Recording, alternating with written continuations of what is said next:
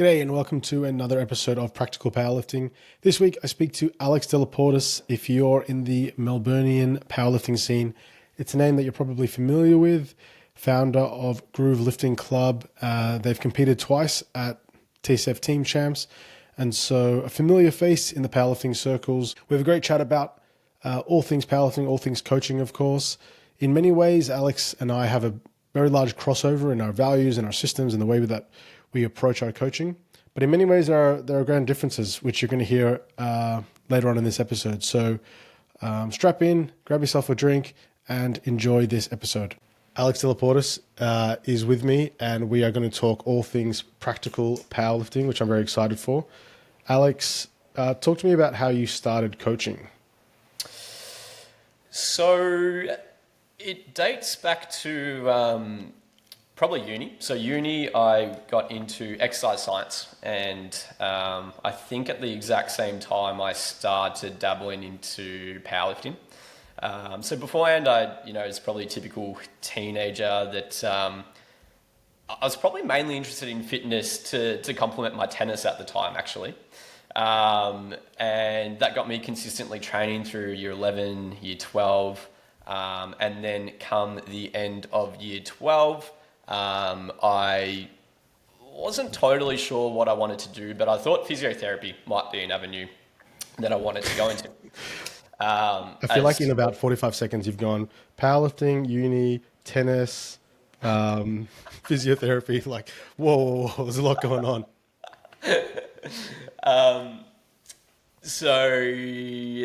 Long story short, I thought, okay, physio, it sort of makes sense. I'm interested in the body.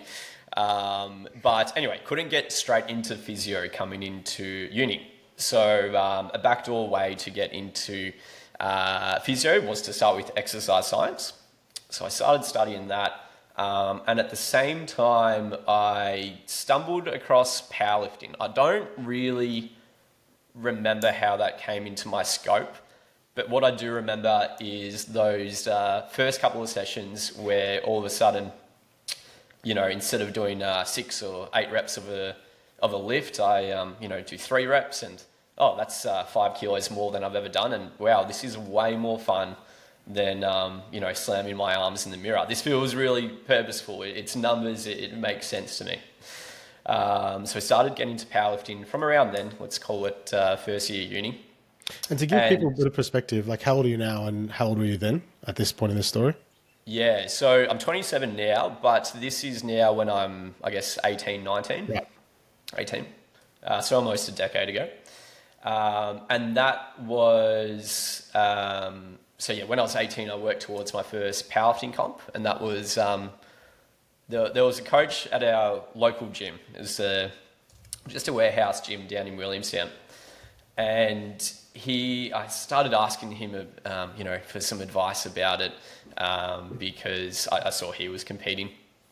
And he'd actually, little did I know at the time, but I think he had just stopped being a trainer and had started a new job. But he was like, I'd love to help you out with this. I'd love to see you through to this comp. And didn't charge me a thing.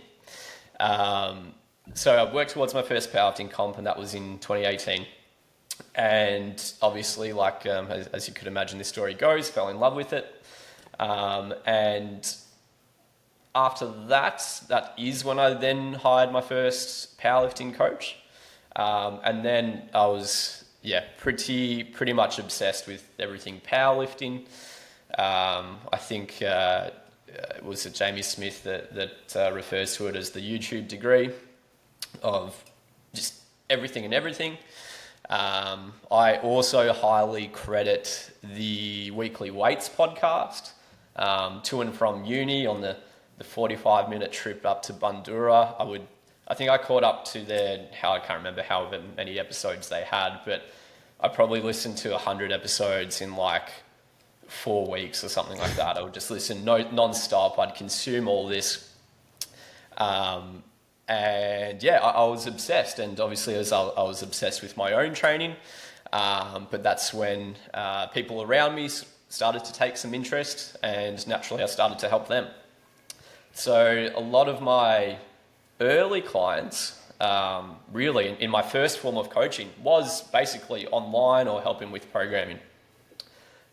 You'll remember Kieran, who was lifting for a while, and Dennis. They were probably the first couple of people I was properly coaching, if we want to call it that. And then it all sort of took off from there. I think your original question was, when did I start coaching or something along those lines? I mean, one thing that comes to my mind when I hear you talk about, how you got started in powerlifting is, I guess the next question is like, then why, like, what does it mean for you to be coaching, and why was that the natural progression? Because you loved lifting and like you're really passionate about it, and like you said, you did 3 reps with a weight that you'd never done before, and you're like, this is fun. But if you look at like your client roster, right? Any roster, any gym of powerlifters, 90% of people in there love lifting. Like, you think of some of the guys that you're coaching, a lot of them love lifting, they love training, but they're not coaches themselves. Like, they have other careers. Why is it then that for you, a career in lifting became so obvious? Yeah, I think perhaps it was how I took to the learning of it. I felt like from the get-go, I was pretty switched on when it came to everything. Physical activity in high school, PE, health were my best subjects. I was already quite in tune with everything. And I think it more so naturally came, perhaps I never thought that was the next step, but it more so presented itself to me when people would ask me questions or ask for help. And that was probably my exposure to it that made me realize, oh, okay, this is something I'm enjoying doing, and this is something I'm pretty good at. So I would say it probably came to me rather than it was something that I chose discovered specifically on my own. Mm-hmm. Yeah. Excellent. All right. Well, tell us a little bit about what you're doing now. Tell us about groove lifting. I think I said this in one of the other episodes. Oftentimes we do the shout outs and the plugs at the end, but let's do it at the start so people get a bit of a gauge as to where they can find you, do an Instagram stalk while they're listening to you on the commute up to Bundoora. Because there will be a little version of you right now that's like, I want to be a coach, and they're listening to this podcast going, I'm learning everything I need to know, and one day we'll run a successful coaching business. Yeah, good. So look, I describe myself as a strength coach rather than a powerlifting coach, and I am really particular about that. And my coaching business is Groove Lifting Club.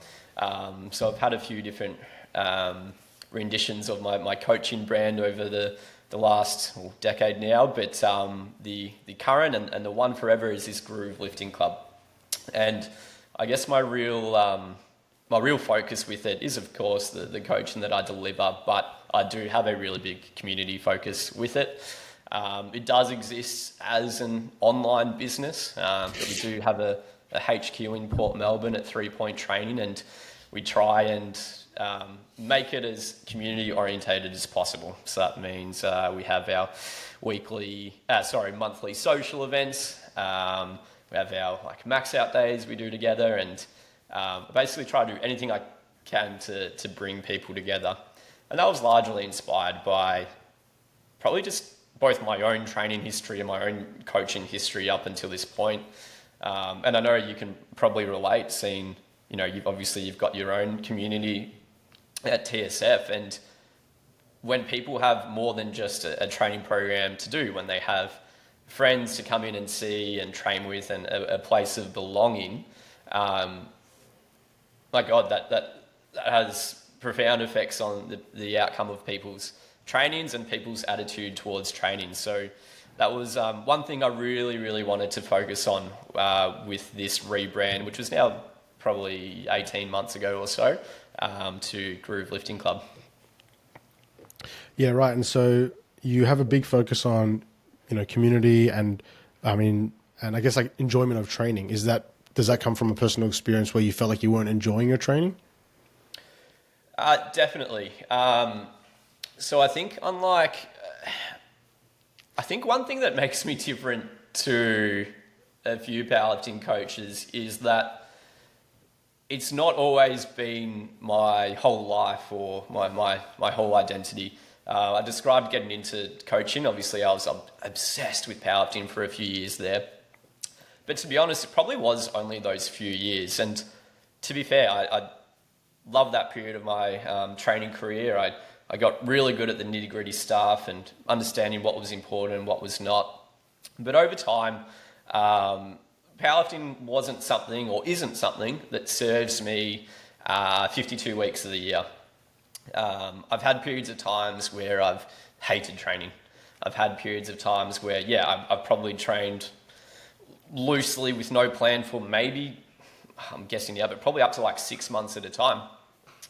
And the thing that I always sort of came back to, which I think I associate with my best periods of time training, was when I was doing something that I was really enjoying and I decided on something that served me at the time. And when I was doing it with a bunch of people around, and my training was, always with my friends or clients in the gym. And I think, it's probably all come from that personal experience. And I think it's important because, and I don't want to generalize, but I think when you get too stuck in the powerlifting weeds and all you know is the when the next competition's coming, and you're just in that constant cycle, like it makes a lot of sense to me why we have this burnout issue, right?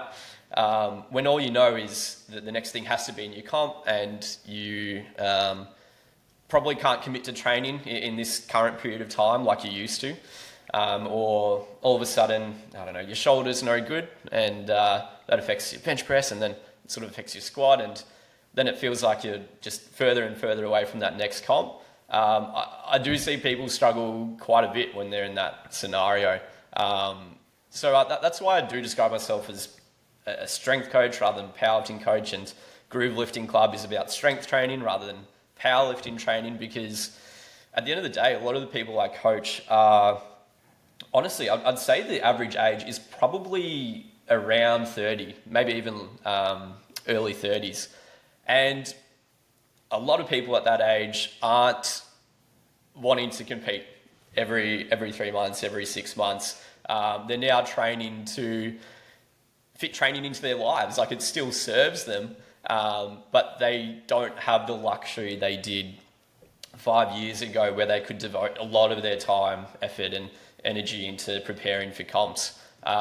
So to go back to the top and answer your question, and I think I just discovered this as I talked about it, not only is it sort of based on my own experience, but it's based on the people I see in front of me as well. You mentioned the burnout issue that we see, where, the average lifespan of a powerlifter is, I guess, not very long at all. Hearing you talk, it sounds like you would agree with a statement like, it is a coach's role to help a lifter avoid burnout. Do you think that's the case? I think that, look, I think as coaches, there's only so much we can do. But I do think we can probably promote it through like someone's training approach, really. I think anytime a coach forces their own agenda instead of sort of looking at the person you've got in front of you and what really brings them joy and purpose in their training at the moment, I think anytime you overstep that, you're probably doing them a disservice, which I can see why people might struggle with, because, like, as we know, if you want to be strong in lifting, it takes long-term effort, and perhaps sometimes coaches think they'll thank me later, but if I keep on pushing them and I just keep them doing this, then they'll be so much stronger in 6-12 months time, when really something that might keep them in the game probably better is just making sure they're always enjoying their training. And it means they don't then burn out and take months off or years off or just stop doing lifting altogether. I think it's, sorry, I've sort of forgotten the original question, but I just think it's so important to see the person in front of you at the one time. And it doesn't matter if they came to you 12 months ago and said, I want to be the best powerlifter possible. And no, it doesn't matter. It's like, what is going to serve this person best for the next 12 weeks, half year? Because it can be dynamic, and it should be dynamic, right? Like, it's hard to expect everyone to be able to bring their same effort and energy to training for 52 weeks of the year. We are very dynamic beings, and there's all sorts of factors that can affect how much someone should put into training. So I don't think that necessarily should be staying the same all year. But as a coach, how do you define or how do you decide what is best for the individual in front of you? You know, like I'm sure you've had instances where the words that come out of someone's mouth are misguided or a bit naive, right? Like you've got a 22-year-old in front of you who says, I want to be the best powerlifter in the world. And they've, got the genetics of a tadpole. And as much as you want to foster their improvement, what's required of them in order to achieve anything even remotely resembling what they think that they want to do is just not there. Is it your role to decide, like, hey, look, let's make training less stressful mentally, less demanding, like rather than training 6 days a week like you want to, let's just do 4 days a week? Or is it up to them to say, no, this is what I really want? And then you say, okay, if that's what you want, then I'm going to, like, how much of your own values are you willing to not concede, but I suppose, and I know there's no like one answer to this, but I'm just curious to hear like how you would approach like situations like this where what is best for the individual isn't so clear. Yeah. Obviously it's a difficult situation.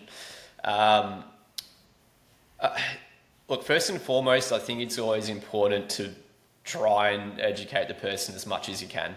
It's like, hey, I know you're saying this and this. These are all the things I think, and I think might be in play, or I think might be consequential.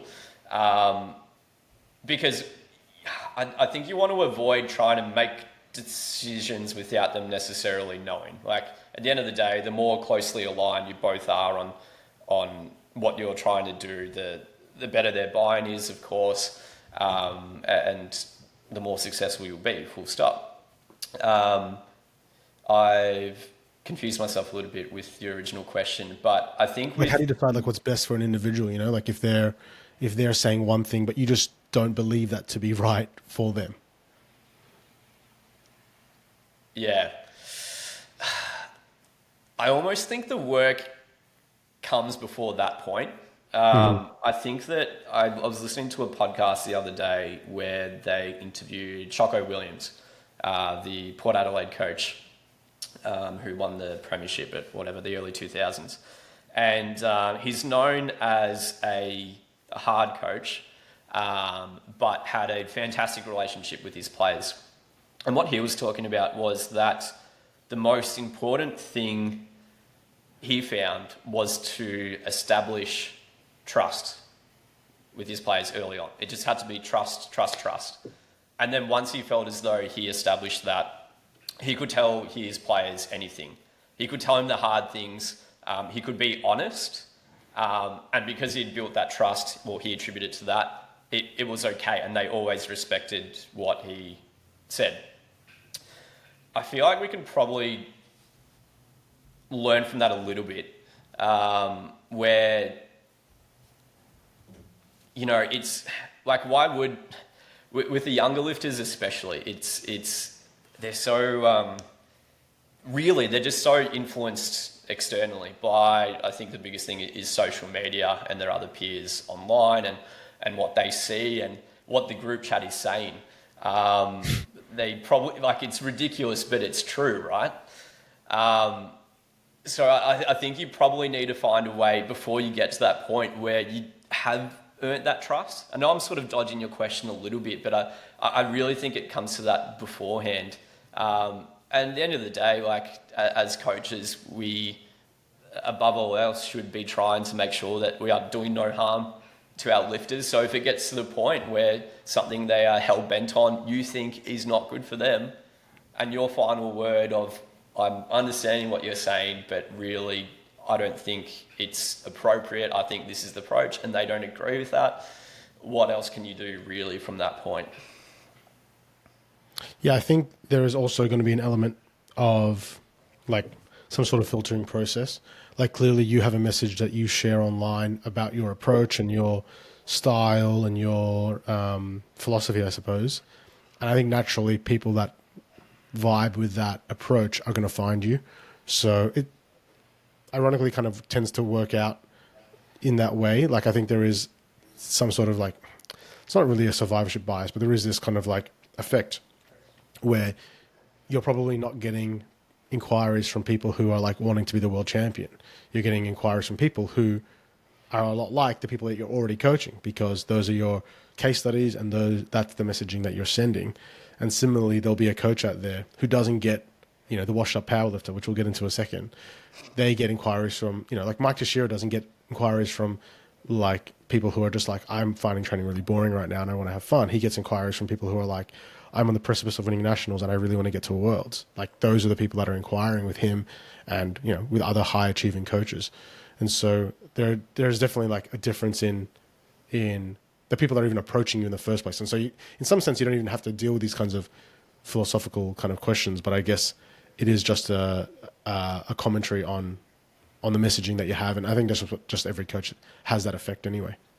Yeah, you are right in saying I honestly don't have to deal with it that much at all. I don't get, rarely get junior lifters, and I'm just thinking of the ones that I have had in recent times. They do come into the environment where everyone doesn't think like that to begin with.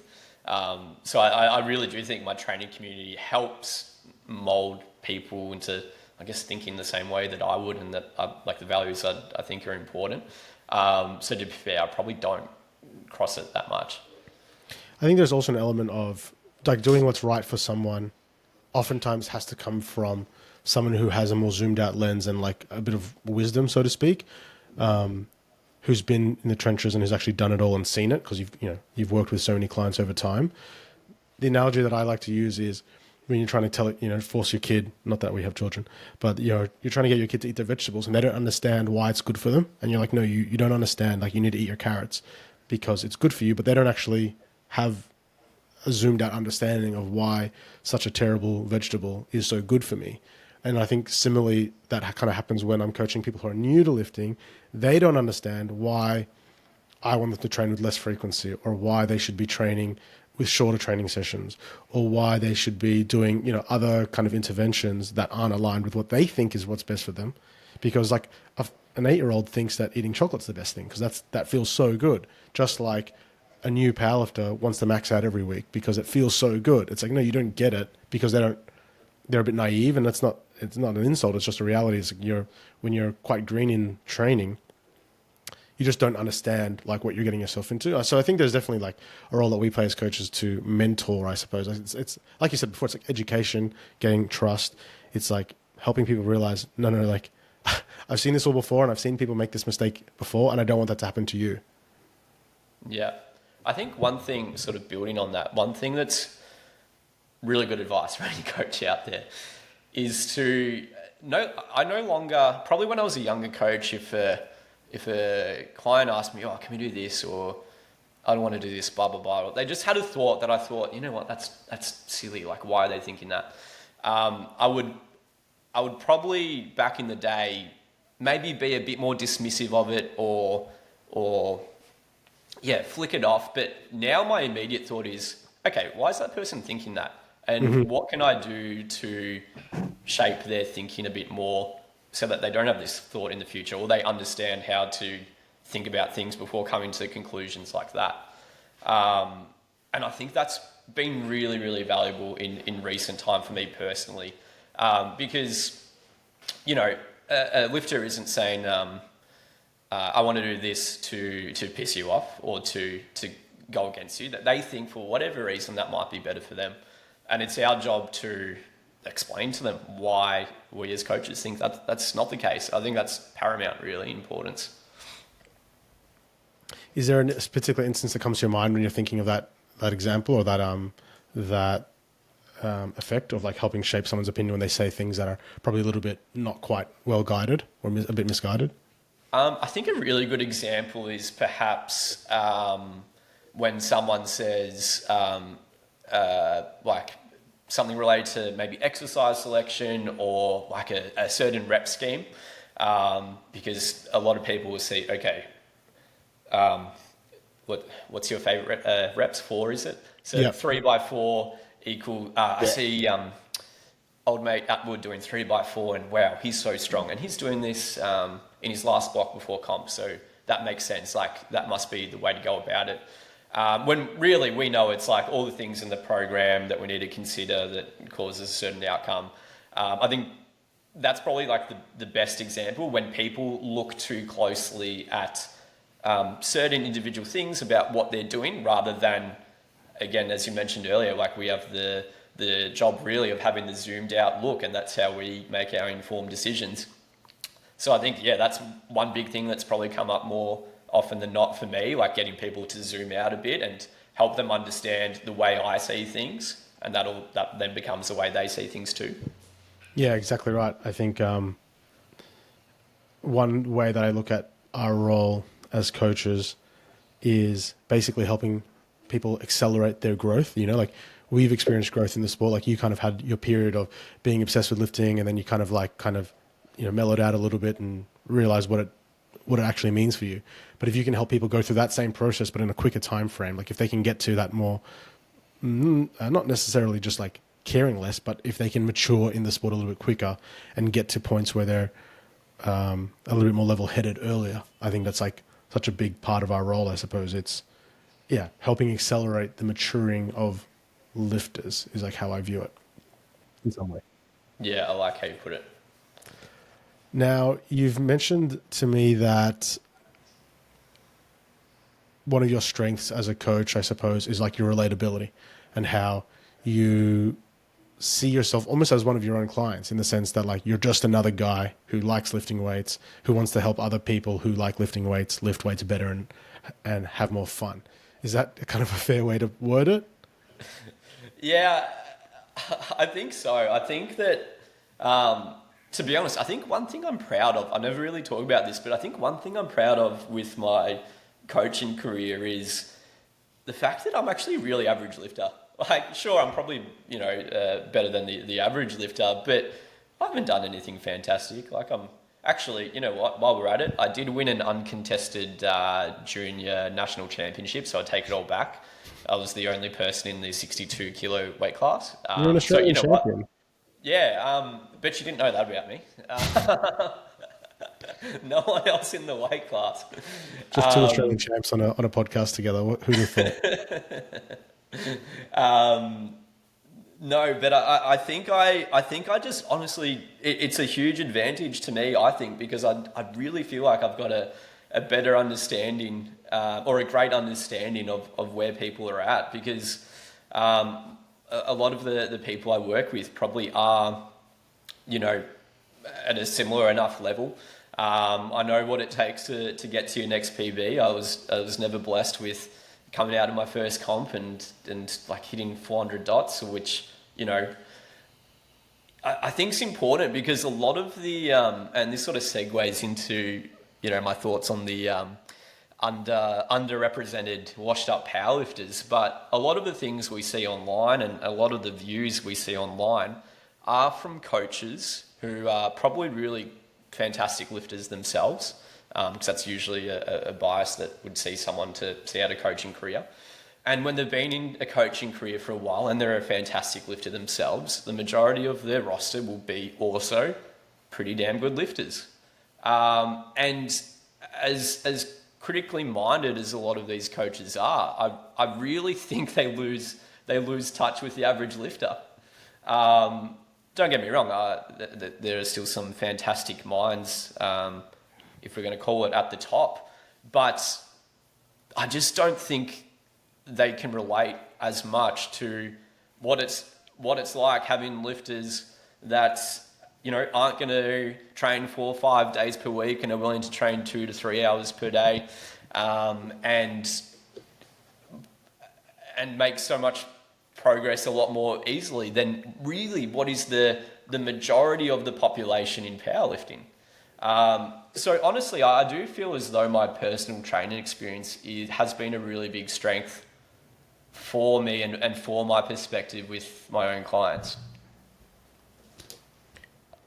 What do you see as the difference between I guess like one of the, a typical client that you might be speaking about for yourself, and a typical client or lifter who's lifting at a higher level, training more frequently, training for longer, like what would you imagine to be the different approaches that you guys would have?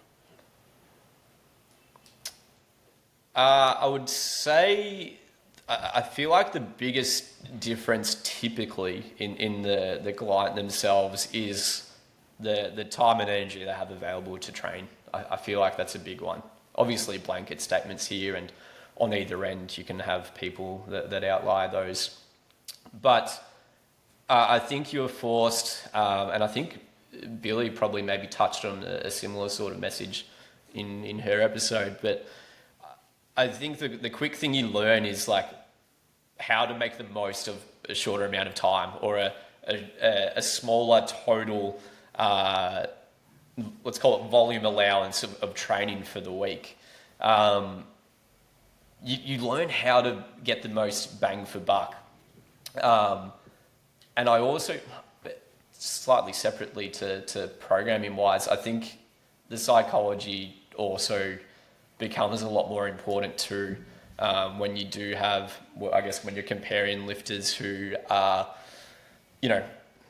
let's call it in their prime, ready for the next comp. Like, comps are fantastic reasons for motivation, right? It's a date to work towards. It's motivation because it's literally a number they're trying to beat.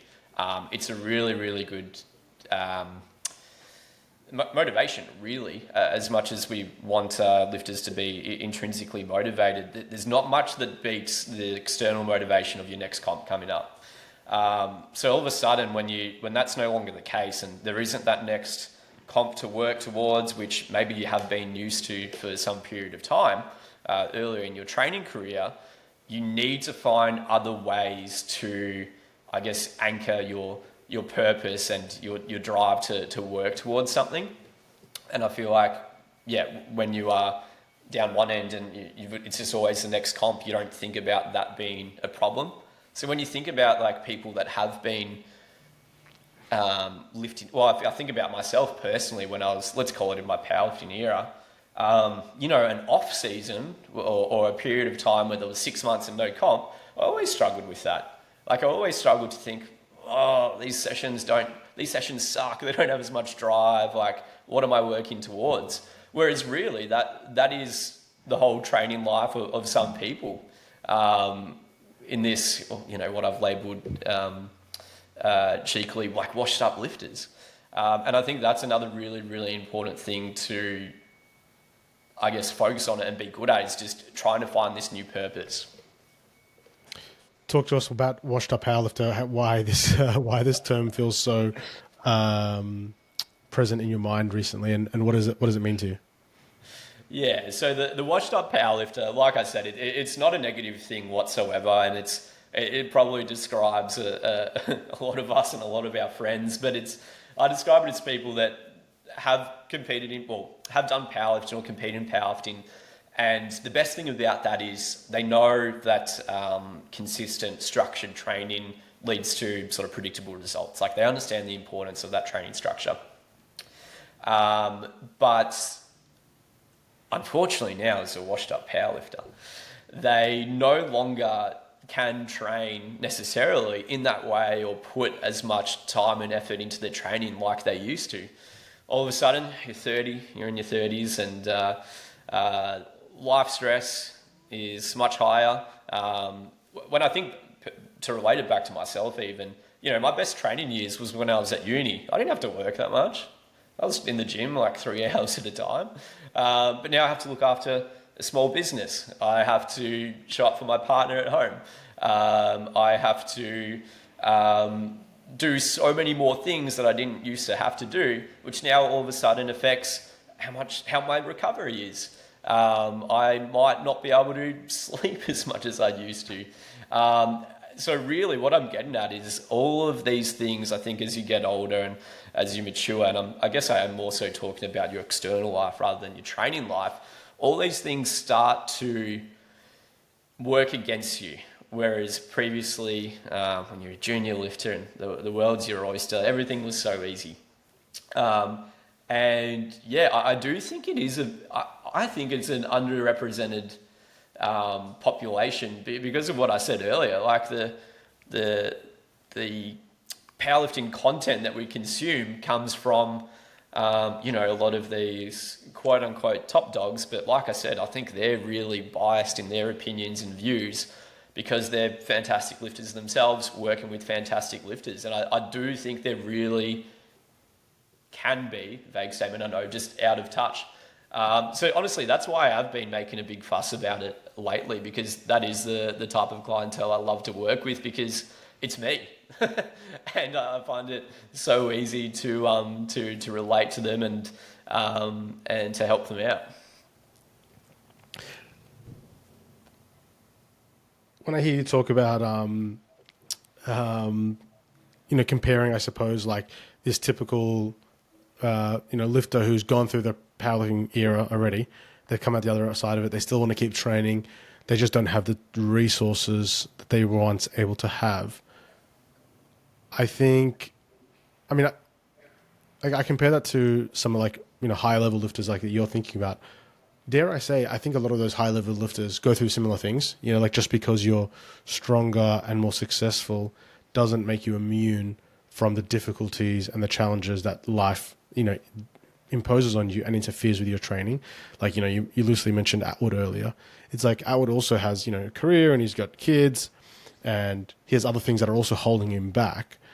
So what do you think makes it, what do you think that makes someone like, Taylor Atwood, who's in his 30s, who's got all those life stresses, who has a career outside of lifting and has a family, what makes him different, or what would make your approach to coaching someone like him different to maybe the more typical client that you have now? Like, what are those differences? I think the only issue with the comparison of those lifters that have been at the top for a while, and like Taylor Atwood, for example, That's an extreme example, of course. Yeah, of course. But they've been used to, let's call it success their whole life. Like, training already came easy to them.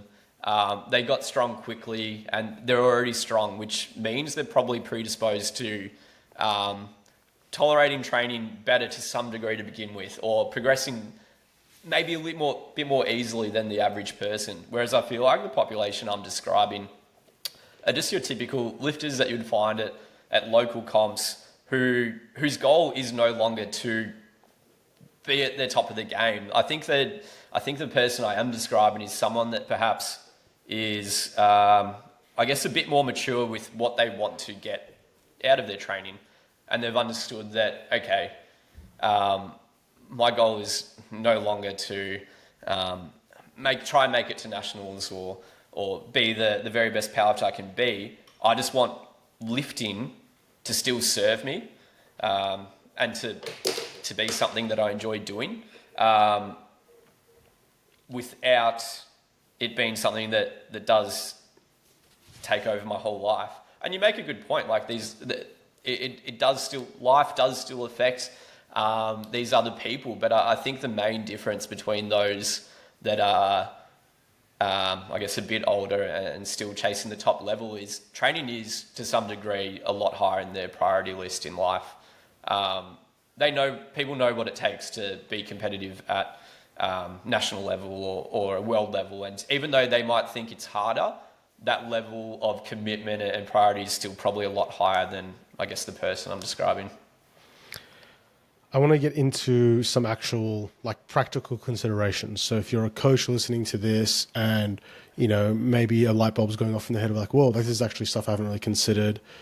What does, a typical training program or intervention look like from you? And how do you actually foster these things that you're talking about? How do you, in a practical way, foster community? How do you actually help someone have fun in their training? How do you help someone actually get what they want out of their training? Like you said, maybe somebody wants, what they want to get out of their training is to enjoy it and for it to continue to serve them. Like how does that actually present itself in a program, or in the way that you communicate with someone, or in the way that you actually deliver your service? How do you help someone have their training serve them in a way that maybe another coach who hasn't really got these types of considerations in the back of their mind appear on their programs? Yeah, so I think one of the most important things is communication about it, and as frequently as at the end of every block, and I know a lot of people probably do something similar, but at the end of every block, have a conversation about, okay, what is it that will bring the most joy out of your training right now. You may have been working on your heavy SBD for a while, and you can pick up pretty quickly whether or not someone still finds that same fulfillment from that in the short term. I think in terms of like keeping things fun and enjoyable and keeping purpose, like I said earlier, like powerlifting comps are fantastic events to work towards, because everything anchors back to, okay, everything makes sense, I'm doing this for my next comp. So in absence of that, I think you as a coach probably need to be able to suggest some alternative ideas or alternative things to work towards, because I don't think the lifters in many instances might be able to come up with it themselves. And that might be something as simple as, okay, you're still enjoying your SBD, but there's no comp. Let's work towards a 3RM. You know, that's never really been the thing we work towards. Maybe there's triples in the back off, so you're a big triple guy. But it's never been the main priority. So, you know, if your back offs have only been triples, you could probably hit a triple PB because you've never pushed it in that way. Or you'd be surprised. Sometimes people are like, I really want to do some eights. And I'm like, what? Like, who the hell wants to do eights? But okay. And then all of a sudden, an 8RM might be your goal. So you might keep it close to, quite close to powerlifting still and chase those SBD goals. Obviously, you can use that for a variation as well. You might all of a sudden shift the goalposts a little bit and look at like what accessory lifts you love doing. Everyone always has like a couple of accessory lifts that they love, and it's like, well, why can't that become part of your purpose and something you're working towards? So obviously these first couple of things I'm describing still are performance goals, because we love performance goals. Like, it's really objective, gives you training purpose, and it has a measurable outcome. So yeah, it could be accessory lifts, and you know, your next block, it might not say goal for squat, bench, or deadlift. It might say, okay, I want to see what I can AMRAP in bodyweight pull-ups. Or it might say, I want to see how much, I want an 8RM on the pendulum squat. And I think it's probably my job as a coach to highlight these things as ideas you could possibly do. And I think what complements that well is, you may have seen my equivalent to an in-house max out day is our PBs and pints event, which I absolutely love, because basically there's no real limit on what you can do. At our last PBs and pints, there was someone doing SBD 1RM. There was someone AMRAPing leg press at 300 kilos. There was someone doing the same thing on a tricep push down or a barbell overhead press. So it creates this day that almost simulates a comp where you're all working towards it. Everyone there is trying to do their best and perform at their best, but it doesn't have to be boxed into what we know as our powerlifting lifts. Another thing you can always suggest, if you feel equipped enough as a coach, is to focus on maybe some body composition goals. Honestly, a lot of the males I work with, their number one goal is just bigger arms. And it's like, okay, cool. Like, let's make that the focus for the next 12 weeks and see what happens. All of a sudden, the arm volume shoots up, means bench press probably has to be pulled back a little bit because no one's elbows recovers, but that's okay. We understand our priority is arms. So that comes first. Let's tack them to the start of a session. So I think those three sort of different areas are probably good ones to lean into, but it's probably our job as coaches to show people that, like, what ideas and what things they could possibly do, other than what, you know, you've been used to if you come up in the powerlifting scene, which is like SBD 1RM or nothing really. A lot of what you spoke about are very I guess like program specific, right? It's like, what things can you put in their program? What things can you work towards, you know, like performance goals, ultimate performance goals and whatnot. Are there things that you do that are like outside of those things? Like, for example, at the start of this discussion, you spoke about, you know, your community and like how important that is for you and making it a kind of a social thing. Do you think that those efforts towards having a social experience of lifting lead to better training outcomes and performance outcomes? And if so, how can other coaches kind of like learn from your application of this idea? Yeah. So I definitely think it fosters more productive training, because all of a sudden training isn't just physical health. It isn't just the exercise you're doing that's affecting your body in a certain way, and that there's a physiological outcome. Back in Health and Human Development, I think they defined, it's a Venn diagram. I can't remember what they say in the middle, but it's like the three things of health. And we've got our physical health, we've got our social health, and our mental health. And I think as soon as you're able to create a space where people feel some belonging, and feel as though they've got somewhere, or someone actually described it to me as, I'm not sure if you've heard this word trending lately, but a third space. So space outside of home, space outside of the workplace, where people can, I guess, socialize and spend time and feel comfortable doing so. As soon as you have a space like this, of course it helps someone's social health, and hopefully in turn, from your physical and social health being promoted, your mental health as well. And I think what I've noticed is it means that people who are coming in and, you know, they've had a bad day, or they're not feeling up to training, they've showed up because it's the place they go to, it's the place they feel comfortable coming to. So they get that session done versus not showing up at all. I also think it's nice when you in tight-knit communities like yours as well. People tend to have a general idea about what you're doing in your training, and they share that same I guess excitement or they share your feelings when it comes to your lifting and outcomes. And I think I posted this video from our last PBs and pints, and it was when Kane Daniel hit his PB on bench that he's been trying to do for so long, and everyone felt that emotionally, and it was unbelievable. And I do, so long story short, I absolutely do think that having or be able to foster a community like that positively affects people's training for sure. I think your next question was practically how can you create that sort of thing? I think what I retrospectively understood, what I did well, was created a regular routine training session everyone could come train at. So for context, a lot of the lifters I coach do have a membership at 3 Point Training in Port Melbourne, but they don't do all their training there. People are coming from like half an hour away to come train. But on a Tuesday night, 90% of the people come in, and that's the same every Tuesday. And I think that one consistent, regular routine exposure every single week is probably the minimum of what's needed to sort of build this up.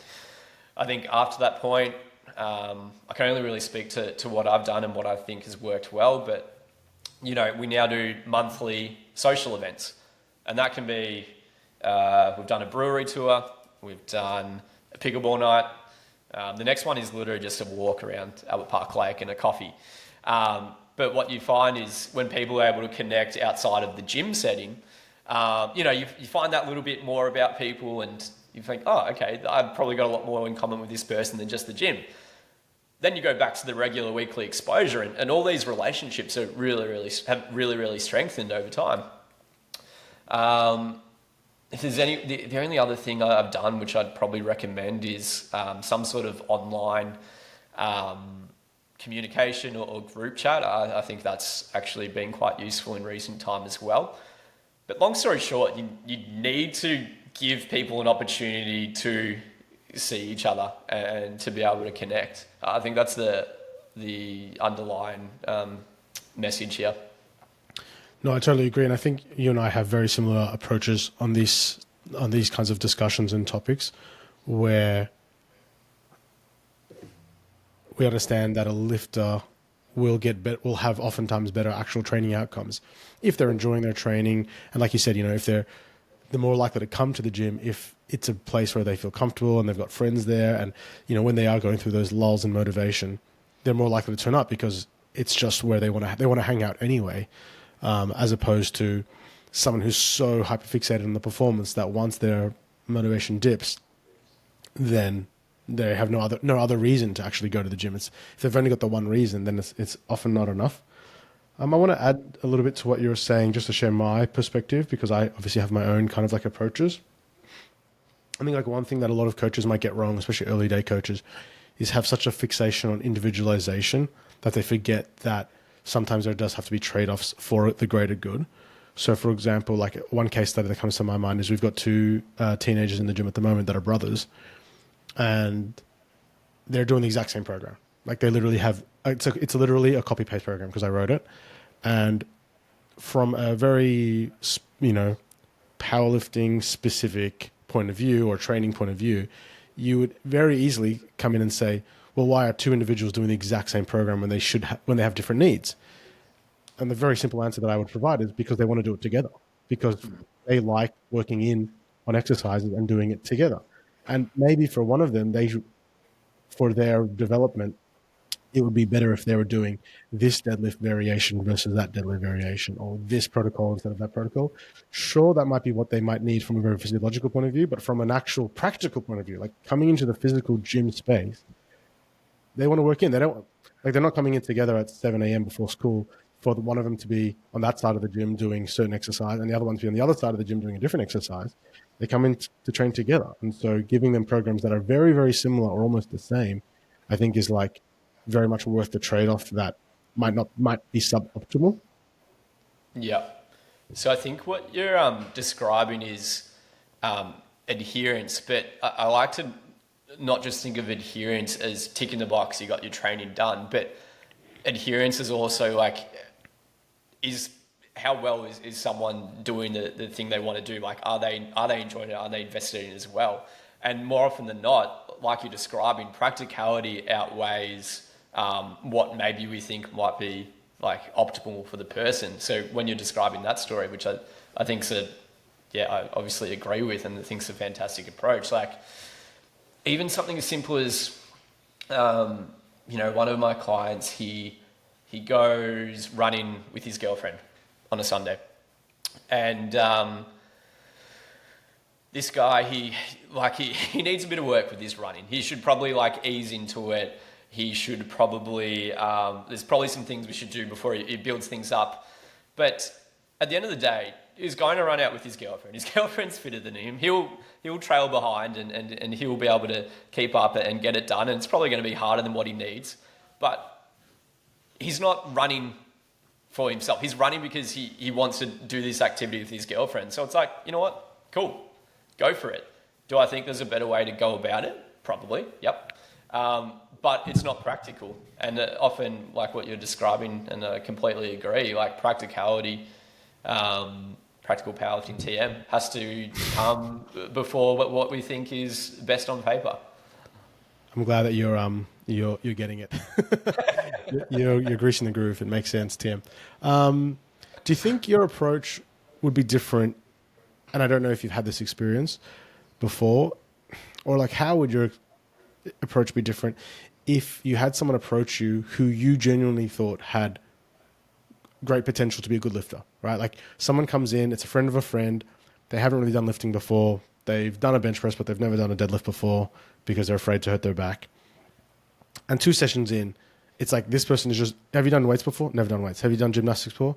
Not really. But they've got thick joints and they've got short legs and, they're a 18-year-old girl and it's their, like you said, friend of a friend or something, and they've never done squats before. And on session 2, they're squatting 50 for 5, full depth, and they weigh 55 kilos, right? Like, would you be in a position where you see someone like this and your approach changes because you want what we said before, what's best for them, which is they could actually be a kind of decent lifter? Or do you still want to be mindful? And how do you throttle the pushing of someone to make them the best athlete that they can be, that they deserve to be, because that's what you are, you're a coach, versus, I guess imposing, that sounds like a very strong word, but like imposing your conservative nature or approach to someone's training and lifestyle? Yeah, I think you've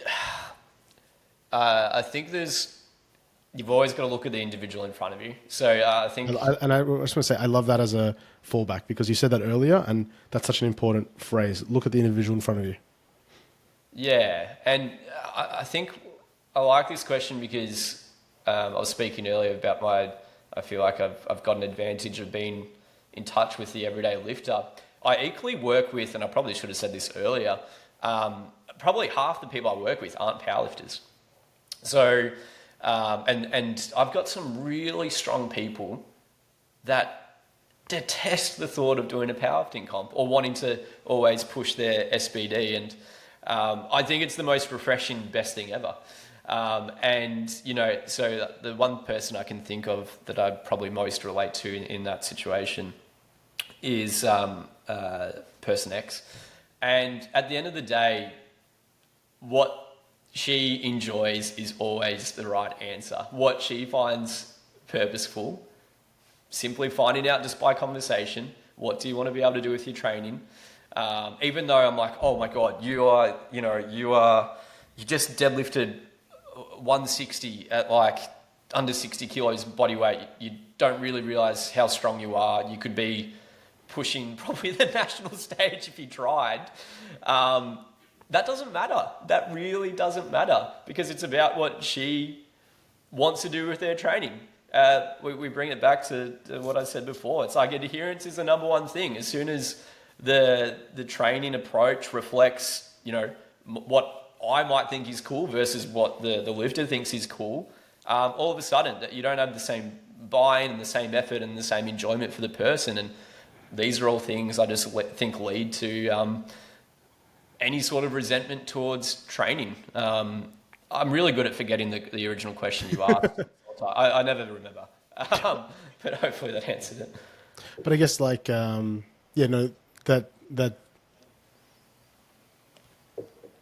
I do like your approach in saying that it has to fall back to, it has to come down to the individual in front of you, like what they want.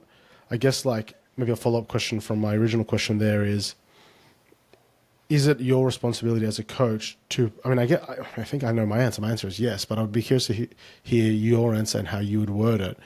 Is it your responsibility as a coach to present to a person that's in front of you what their options are in terms of what they could be getting out of the sport? Because, for example, right, like TSF, like the gym that I run, because we're a physical space with, limits in terms of our radius of people that can come to our gym. We get a lot of people walking in who have very little experience, have no idea what they're doing. We work with a lot of beginners. And so for those people, it's like, okay, cool. Your goal is to get a little bit stronger, explore this new kind of hobby and physical training modality, learn something new, all that kind of fun stuff, right? And once they've been doing it for a little while, then they start to learn a little bit more about, refining their technique and, there's this sport called powerlifting that's interesting. And, based on what they're saying and what their experiences are and how they're enjoying it and stuff, we can kind of guide them into maybe doing one of our in-house max outs, or maybe even doing a comp one day if that interests them. But if it doesn't interest them, that's fine too. All very much the same approaches as you. And along the way, you're basically presenting them options. Would you want to do the PB in pints? Do you want to do this? Do you want to work to an 8RM? Whatever it might be. But if you get someone who, and you're not, you're experienced enough to see it, right? Someone who has genuine potential and talent to actually be a good lifter, who very quickly, within weeks or within months of training, is achieving things that other people take years to achieve. Is it your responsibility to sit them down, not so formally or seriously, but say, this person could actually be really good, and say to them, hey, if you wanted to train a bit harder, you might be a little bit more competitive than everyone else around you. You might be good enough to get there. It's if you want to. And I'm not suggesting that you have to, but that's an option for you.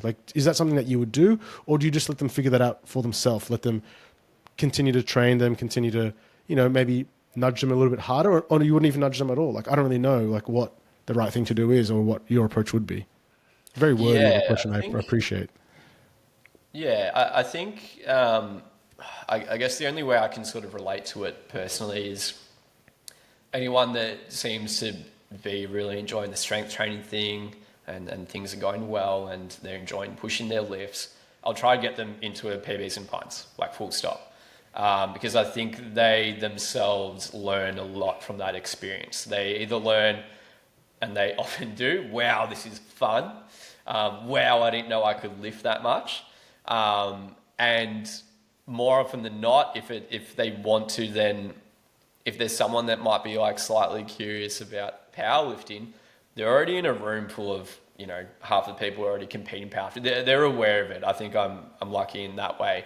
But they sort of need that sort of safe environment to get a taste of that, which I'm assuming like you guys do the same too, same as well. I think generally what does happen, to be honest, is that people who might be keen will probably more so ask the question of me rather than me presenting it to them, because I probably don't like forcing it. And as you can sort of pick up from everything I've sort of said today, like I love powerlifting, but I don't think it's everything. And I'm more than happy with people never doing a powerlifting comp in their life, and that's completely fine.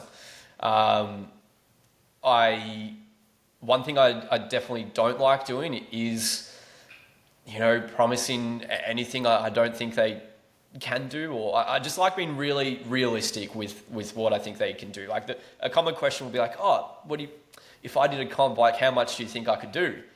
And I'll give the most measured, realistic goal I possibly can.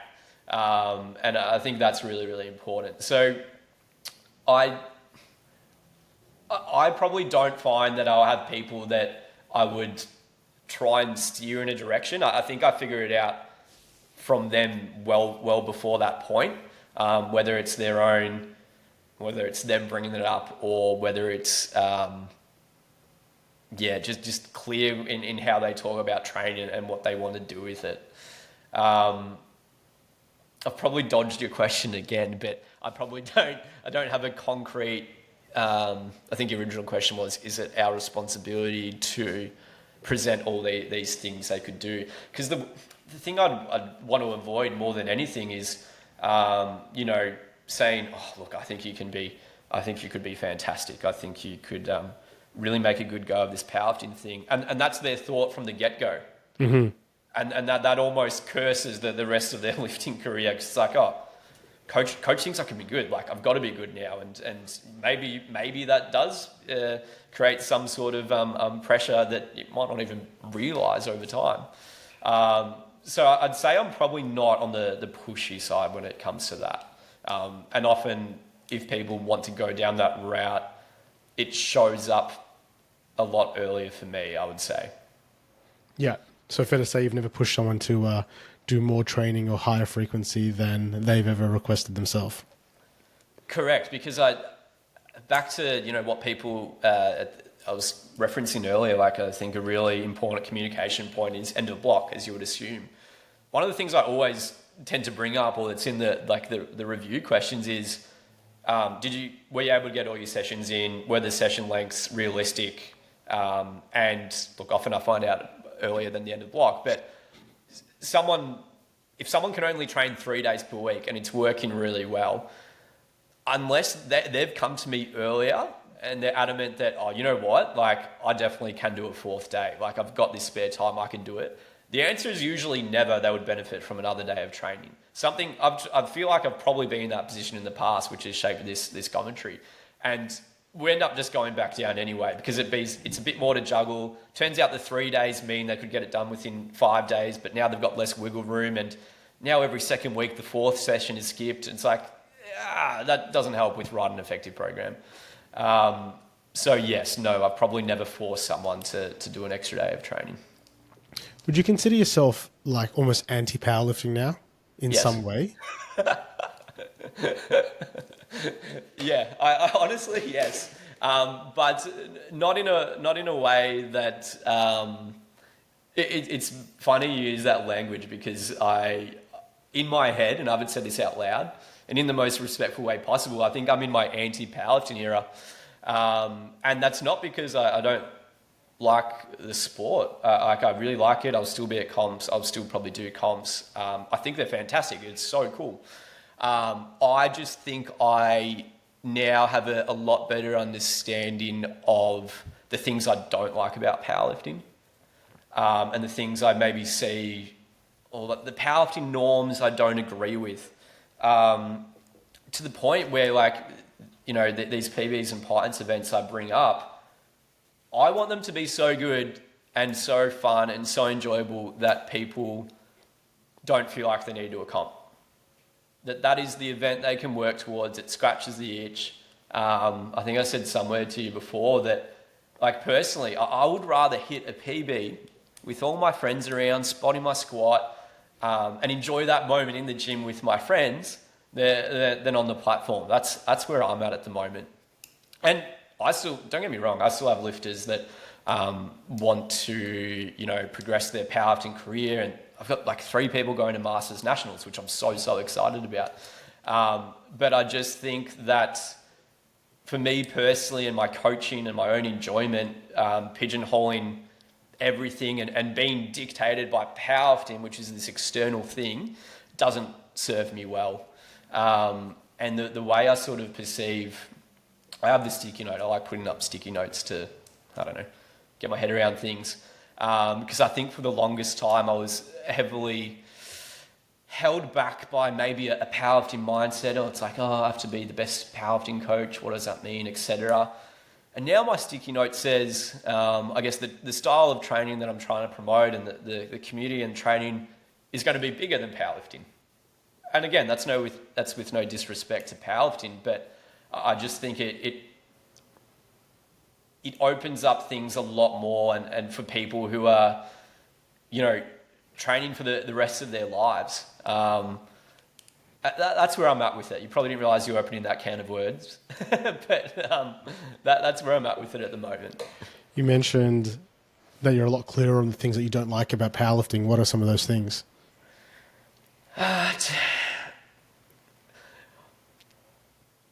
I do think there is this, I think that, like any sport, I guess, but I do think powerlifting and people within the powerlifting community can lend themselves well to this, I don't know, toxic mindset is how I want to generalize it. And to be honest, I don't really deal with it that much personally anymore, because I think the people I work with now will sort of either come with this journey on me or have come at this new point of my coaching life. But I think that people hyper-fixate on things that just aren't important. And yeah, I've made a few funny a few remarks in some captions lately, and I think it's like a good way of explaining this. It's like, all right, well, if you're someone that fixates too much on what open powerlifting is saying, I don't think it's a good thing. And I just feel like the attitude towards training and the style I'm trying to promote just is for people to avoid that stage. I know it was pretty vague when I just described it as just open powerlifting, but I don't know. Do you sort of get what I'm putting down here, or not really? A little bit. I mean, it is interesting to hear you kind of like verbalize something that you've thought about but haven't, maybe you have, like, really clarified in your own like approach, I suppose, because there is anti-powerlifting sounds very strong, but there is like some sentiment of that there, like in the way that you're talking. Like you kind of said, you know, even saying that you'd rather hit a PB with your mates around in the gym rather than on the platform says to me that you'd prioritize the experience of, like, the social experience more than the formal experience, I suppose. And so hearing you like verbalize why that is definitely interesting to me, because I don't know if I feel similarly. Like, we have a lot in common and a lot of overlap. Like, our Venn diagrams are very similar in many ways about our approach to coaching and attitudes and opinions and stuff. But I think this is like one where I'm a little bit contrarian to you, where I'm a bit like, I don't know if I'm like that far on the pendulum.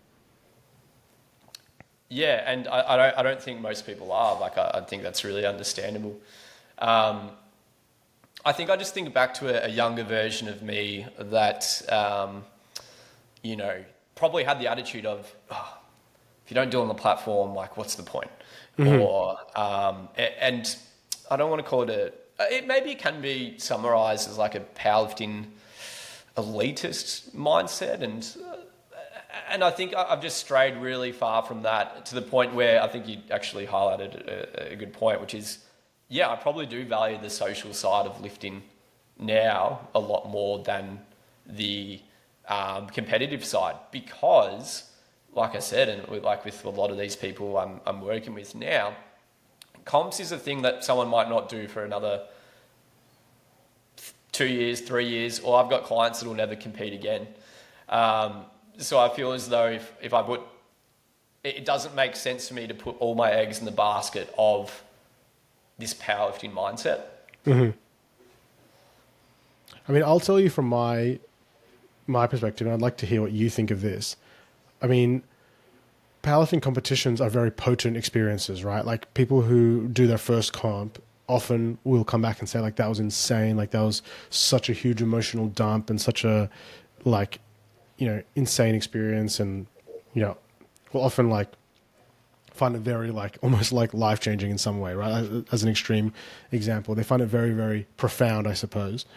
And I think in many ways, and for that reason, I'm often encouraging people to do their first comp, like especially people at TSF who are training.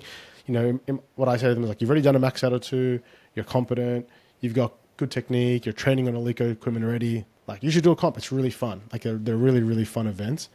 And I'm more of the opinion that, I guess there's 2 points that come to my mind. One is that everybody should try one. Like if you're training for it, you should just try one because they're freaking fun. And I don't think people need to do 30 of them, but I think you should try at least once because you don't know what you're missing out on.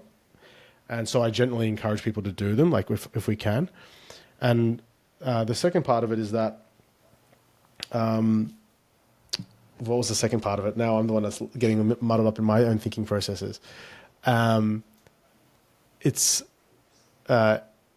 Everybody should do one because they're fun and you don't know missing out on. Oh yeah, and the other part of it is, and maybe in some sense you're doing someone a disservice by not encouraging them to get involved in this thing because they don't know how fun it is. Like, I think comps are like freaking awesome, and I've seen people like have their like, you know, whole worldview shattered in front of their face, like as they hit it at their third deadlift in front of all their friends who've come to watch them in this like really, really big setting.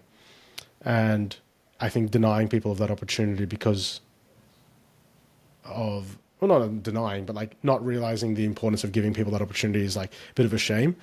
And the other thing about it is, I almost keep forgetting what I want to say here, but it's there, is that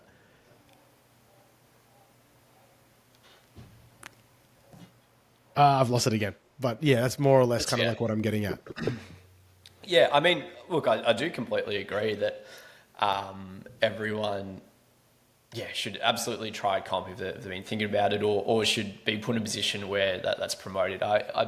That's probably not reflective of my views. Like, I think it's absolutely fantastic to get involved. I think, I'll tell you what, and I'm interested in your thoughts on this. I do think that we face a bit of a challenge due to the structure of powerlifting comps where we just have this middle range of lifters who, they've done their first couple of comps, or maybe they've done some comps over the years. They're not at a national level, or they probably, well, it's pretty hard to qualify for nationals very high level now. Yeah. It's fucked. And there's somewhere in between.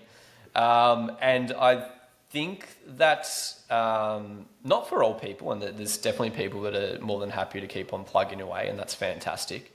But I think for a lot of people, they struggle to see the purpose of why they would get prepared for a whole professional competition when they're in that zone and where they could just be making this progress at max out days and in the gym and whatnot. And I don't know if you recognise that as an issue, or if is is that something that you think should be like fixed over time, or do you think it's more to the individual that the issue lies?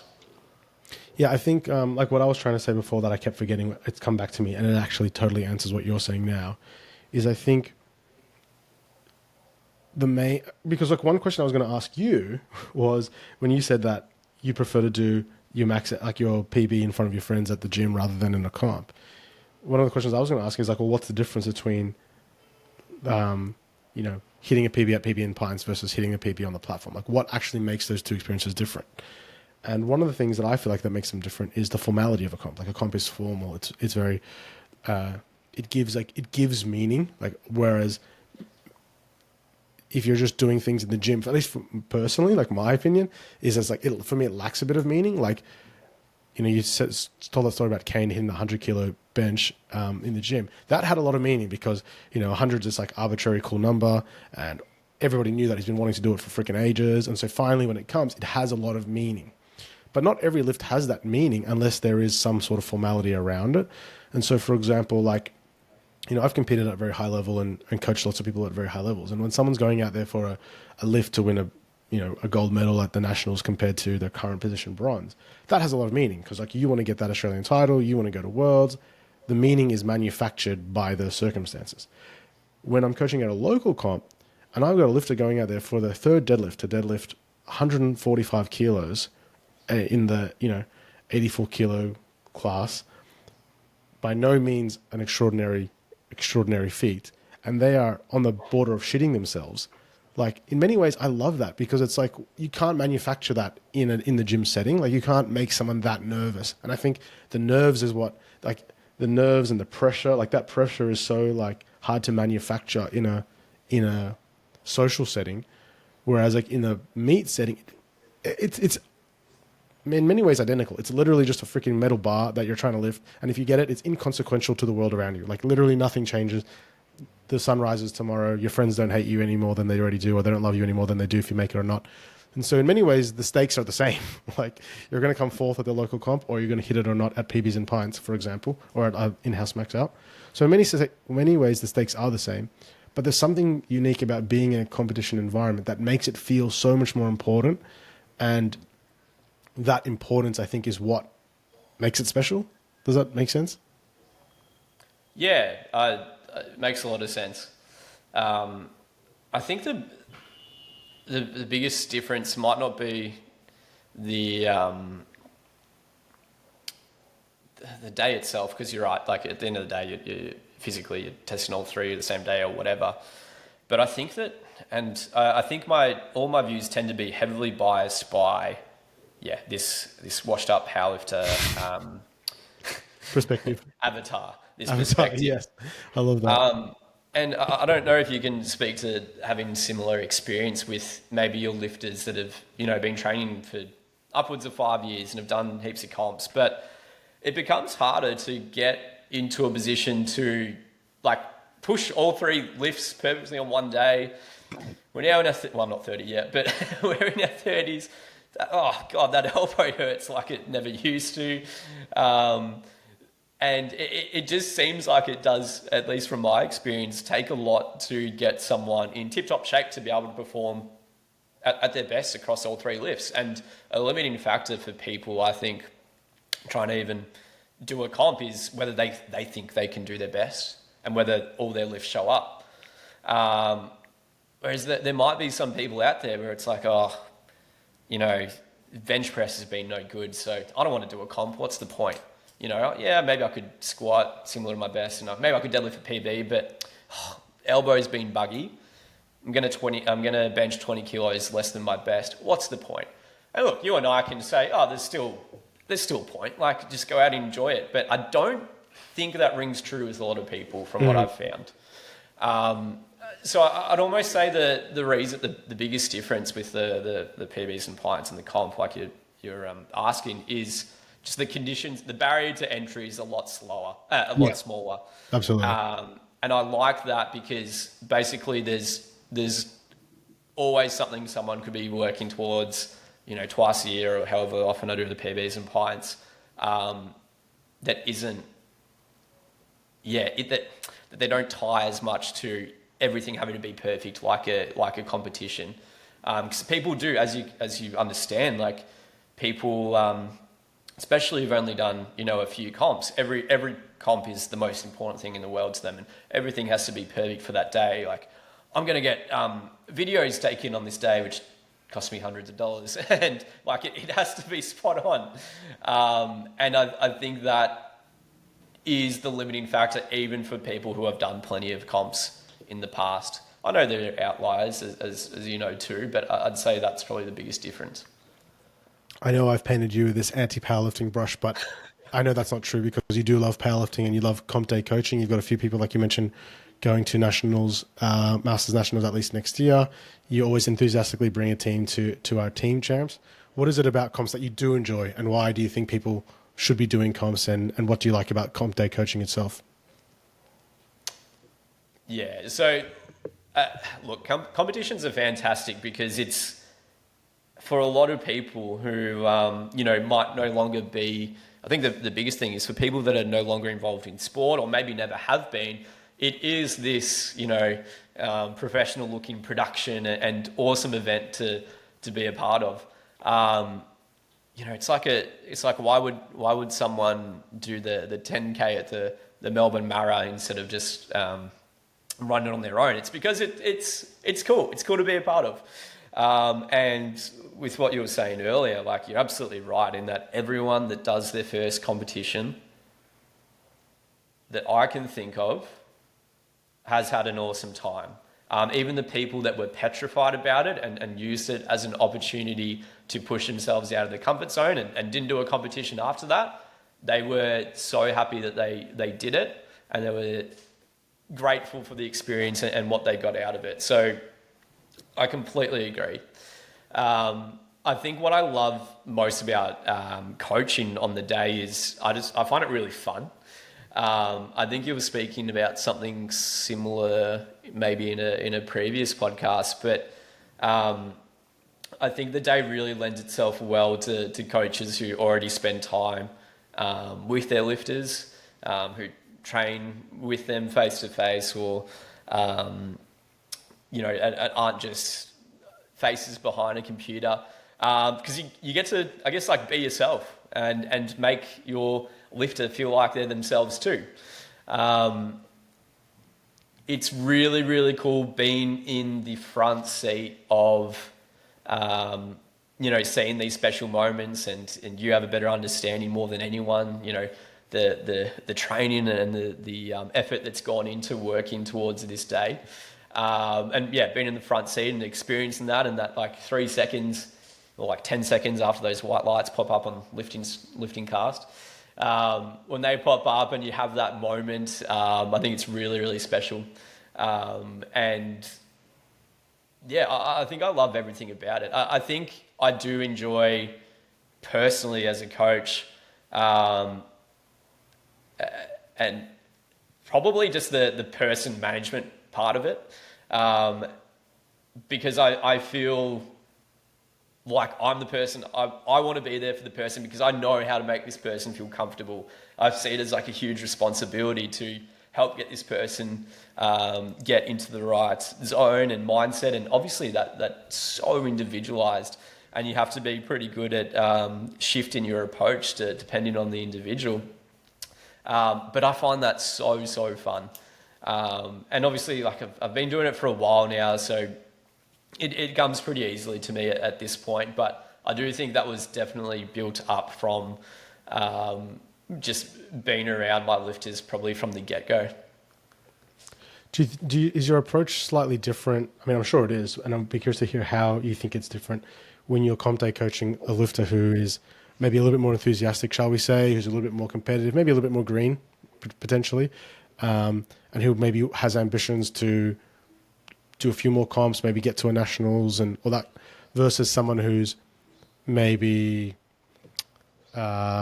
Yeah, this typical washed up lifter, they last competed 4 years ago. They're finally getting back into it. They just wanted to have a date to work towards. Is like a different approach in terms of like attempt selection where you're more conservative and more aggressive with one or the other? Or is there a different approach in like your language and like what, how you try to like speak to them? Like what do those differences tend to be? Again, maybe I'm thinking about this from the perspective of like a newer coach that's listening to this that's like wanting to learn and understand these differences. Yeah. I think sort of before that point of the date, the most important thing is to be on the same page before the competition even begins. I really want my lifters to know what the attempt plan is, like the rough attempt plan. Like I don't, even when people have told me they don't want to know what the number is, I've typically found I don't think I'd serve them well. I really want them to know what the plan is, because their attitude between attempts, or when they know what's been put on the bar next, is so important. So if you put down a number that they've had, they thought they were going to be 10 kilos more, that negative attitude coming out into the next one, if they can't squash that, is terribly counterproductive.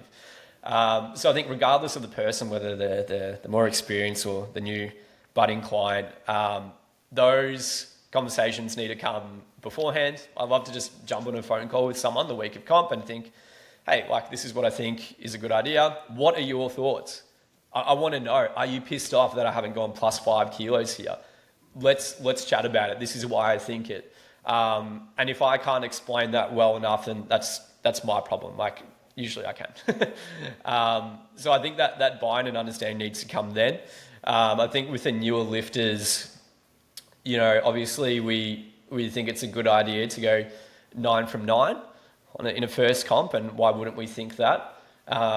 It's funny though, because sometimes then I get lifters who have gone, 27 from 27. Is that 3 times 9? Yeah, there we go. And it's like they haven't faced any adversity in comp. I'm like, oh crap, I wouldn't mind you missing something here, so we've got some experience to lean on in the future.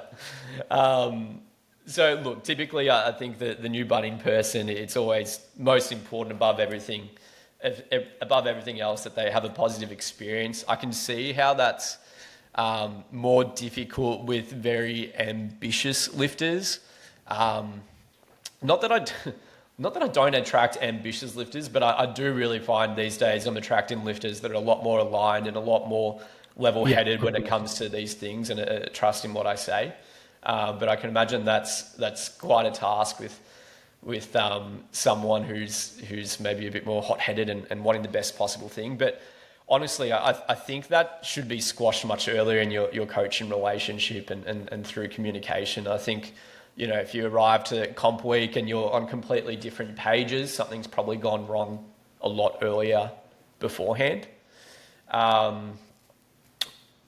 You asked the difference in approaches between someone more experienced, someone newer. Look, all the basic things that I think most people are across, which is you just got to assume the person who's coming into their first comp has no idea what's going on. One of my favorite things to do on that same phone call before the comp starts is to literally talk them through minute by minute how the whole day goes. Okay, you're going to rock up to Wayne's. You're going to get there at this time. I'm going to be there, but let's say my car crashes and I'm not there. This is what it's going to look like till I'm there. You are, and we can make a list and make notes, but this is how the Wayne works. This is what you need. Mm-hmm. At some point, we're going to even mentioning, we'll need to get our rack heights. We know we're going to get their rack heights, but if their day goes exactly how you described it and everything's really familiar, I think that's only a good thing. And yeah, similarly, I think that's why it's even worth sharing with a newer person or beginner, like what the attempt plan is. There might be the odd instance where they completely overperform and we go above and beyond, but I'm not dropping that during squats, to be honest with you.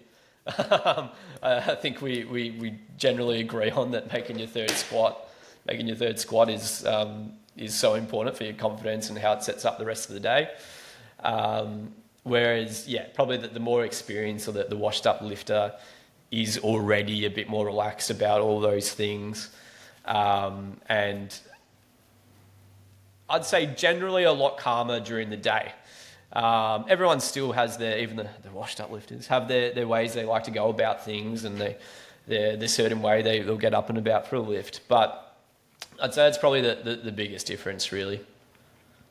You mentioned making sure that lifters have a positive experience. What kind of things as a coach can we do to ensure that our lifters have a positive experience? And what does it even mean to have a positive experience? I mean, a positive experience is like winning nationals, right? Like that's a positive experience. Yeah, good question. I think it comes back to similarly, again, back in this original call, no matter who it is, but understanding what your objectives of the day are, full stop, I think is important. Your objective might be to PB on your squat, bench, and dead total. That might be the goal. I'll use Kane as another example. At the USAPL Nationals last year, his number one goal, didn't matter about total, didn't matter about squat, bench. It was to beat the deadlift record for the Masters category. So it's like, okay, this is the number one goal. And I think prioritizing and ordering goals or objectives is really important, because I think that changes how you approach things on the day.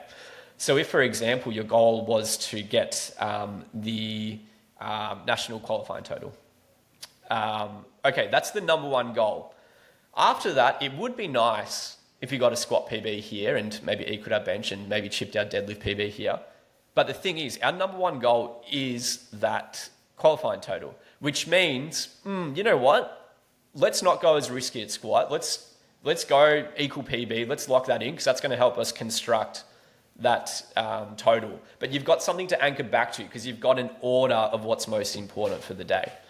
I think that so what's a positive experience is essentially achieving those objectives.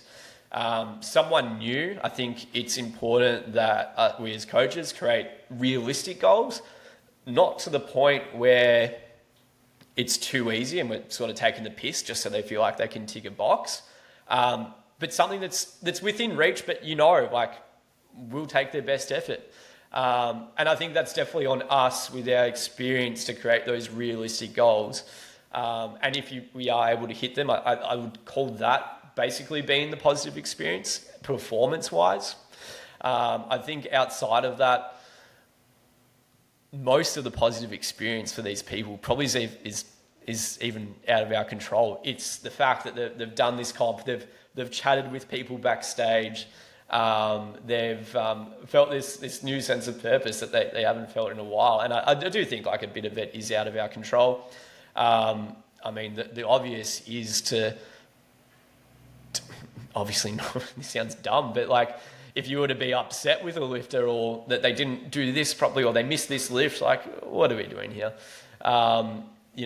Even if they have missed a lift, it's our job to sort of break it down and see, all right, what can we take from it? Like what went well, and what can we do better next time? And, more often than not, I think if you communicate well enough afterwards, even with missed lifts in a comp, like people can still say, you know what, I had a great time. Like I know I missed that, but cool. Now I know what I need to work on and I'm excited for the next one. So maybe that's the outcome really that shows it's been a positive day, that they want to do another comp.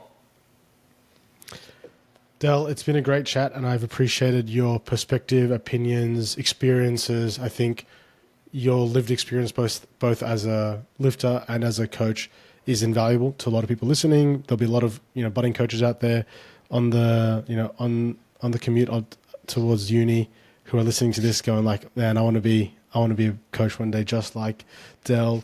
But there'll also be lifters that are listening to this that are like, yeah, this makes a lot of sense to me.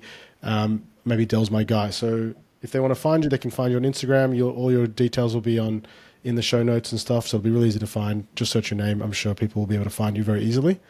But I appreciate you making the time for me. And yeah, I hope you found this conversation as enjoyable as I have, because it's been a treat. No, thank you. Thank you for having me. Good luck with the rest of Practical Powerlifting, and I hope everyone found this practical, TM. Very practical. It's been good. All right. Thanks a lot. Talk to you soon.